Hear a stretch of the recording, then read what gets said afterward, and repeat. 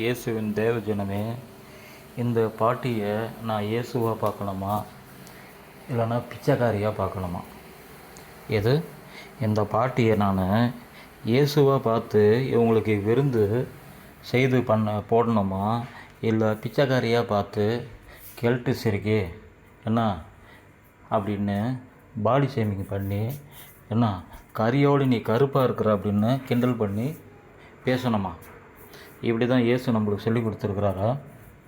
அப்படி சொல்லி கொடுத்த ஒரு ஆடியோவை நாளைக்கு உட்காந்து மணிமணியாக பேசுவேன். எது மணிமணியாக பேசுவேன்.